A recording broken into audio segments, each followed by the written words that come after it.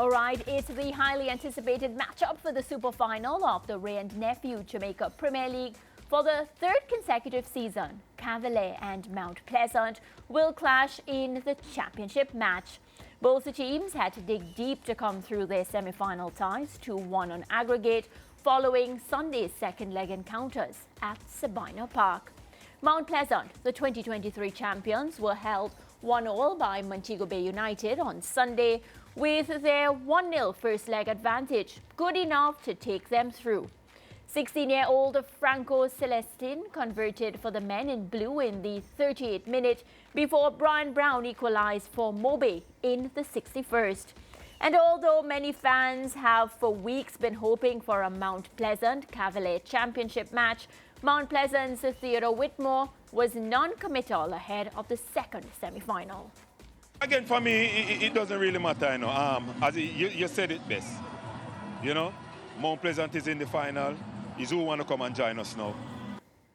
Well, Cavalier did take care of business, beating Arnett Gardens 1-0 on the night, with Jalmaro Calvin scoring in the 50th minute, his 21st goal of the campaign. And already the mind games have begun, with Cavalier's technical director, Rudolph Speed, labeling his team as the underdogs. A different team, they would have shopped extensively. They would have searched to Jamaica and the Caribbean to get the best players possible, pay top dollars, pay the most amount of money. And so they have the advantage, I think. They were unbeaten, being 93 points in a season is no easy thing. Best defense, best offense. Okay, it is written. They are the favorites. The Super Final will take place on Friday at the National Stadium in Kingston, Jamaica. Well, with us now, our in-house football analyst, Leger Williams, who was on call for both matches. So, Liz, you've been up front and center. I think it's only fitting that I start by addressing what Mr. Rudolph Speed said. He said Mount Pleasant are the favorites, and he gave us a list of reasons why. Yeah, I wouldn't say I agree with all of those reasons. I mean, Cavalier have been crowned the best team in the Caribbean pretty recently, competed against some of the best teams in CONCACAF pretty recently. They've shown that they have the quality to be labeled as favorites in any game that they go through.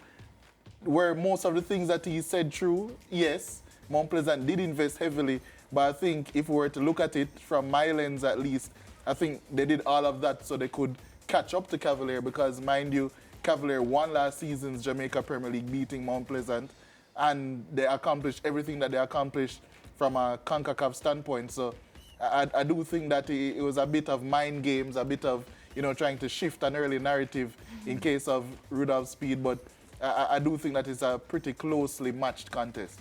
Yeah, we want to look at the matches through your lens. This is the third consecutive final between Mount Pleasant and Cavalier.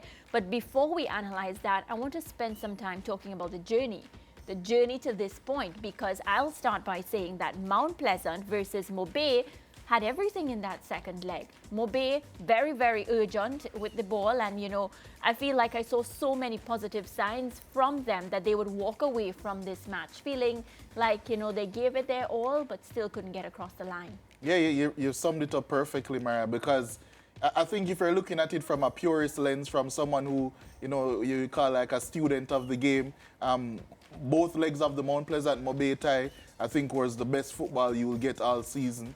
I think the style of football that both teams want to play was on show. Neither of them sacrificed their style to, you know, try and defend out a lead or try and be overly aggressive. I think it was just the right balance.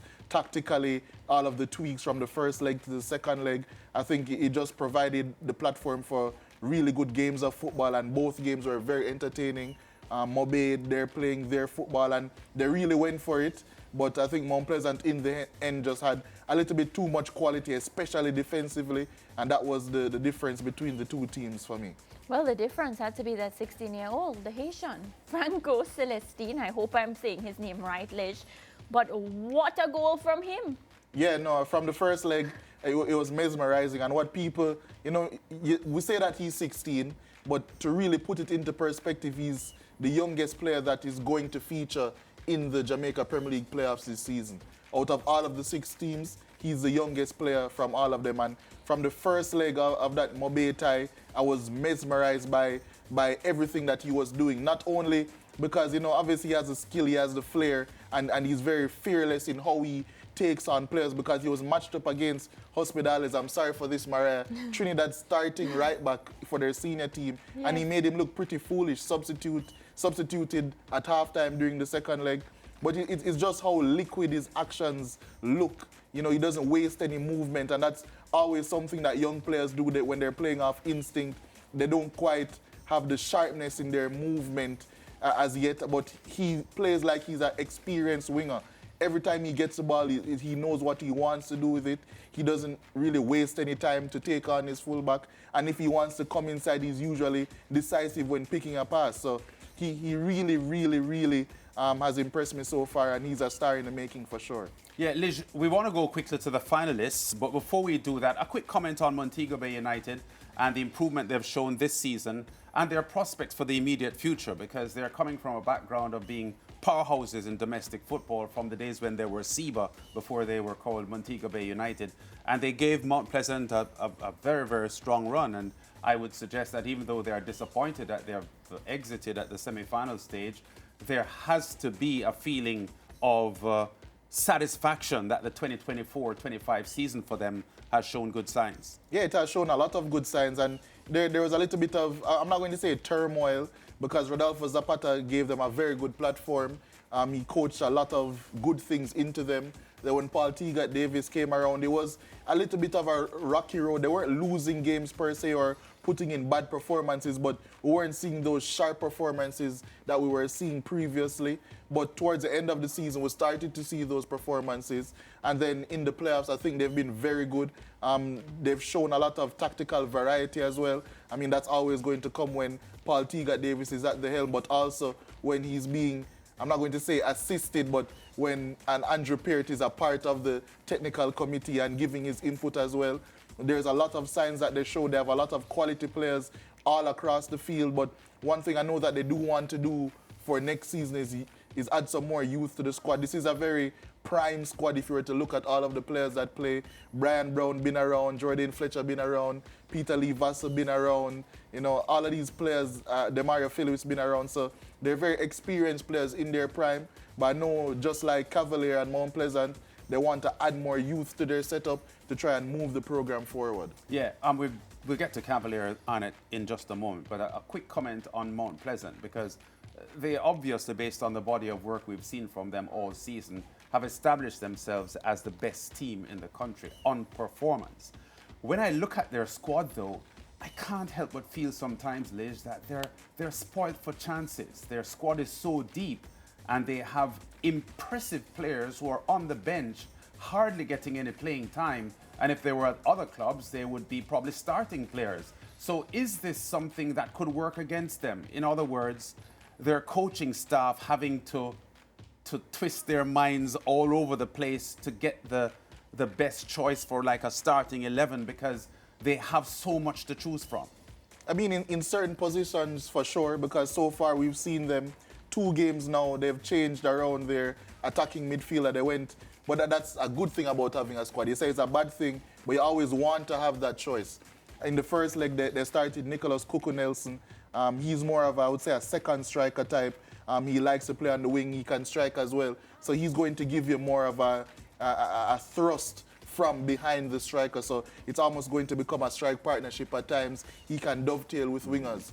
In the second leg, they played Johnson Judy, the Haitian. He's more of a pure number 10, likes to get touches on the ball, but also likes to keep it circulating. So in that game state where they wanted a bit more calm in possession, in the second leg, they had the option of changing things around. And then further, when they had to take Judy off, they had the option of now pushing Anglin from the pivot and then bringing on a Tevin Shaw, who can just be an extra screener alongside Clifford Thomas, who was spectacular yet again. So it is something, obviously, a lot of these players will want to play, yes, but I think they know why they're going. They're going to be successful to try and win a place. And as I said a couple of months ago, if you want to be the best, you go out and get the best, and Mount Pleasant have been doing that. Yeah, very much they have, and certainly the performance over the 2 legs from Fitzroy Cummins, player of the match Brilliant. in last night's game. Can't leave this encounter without talking about him, because he was quite possibly the difference between Mount Pleasant winning and going to extra time. Yeah, most definitely. That chance right there at the end. As I said, MoBay and Serlan said it as well. Mariah said it also. MoBay were really going for this victory. And Peter Lee Vassell once again came on, showed class, changed the game. And then this cross coming in, anyone else, I think if it was 95% of the other centre-backs in the league, that would have been a goal for Weatherly at the back post. So, yeah, he was fantastic. But quite a few Mount Pleasant players throughout the 2 legs were really, really good. Fitzroy Cummings, of course, Clifford Thomas. He was so close to getting man of the match again. I think Kimoni Bailey, back at left back, has been very impressive for the 2 legs. Sule Makala, we know what we get from him. But yeah, I think Mount Pleasant, the form that they're showing, especially having a platform defensively, that should be the frightening part for people. Yeah, we don't have a lot of time, but quickly, the Cavalier Arnett Gardens matchup.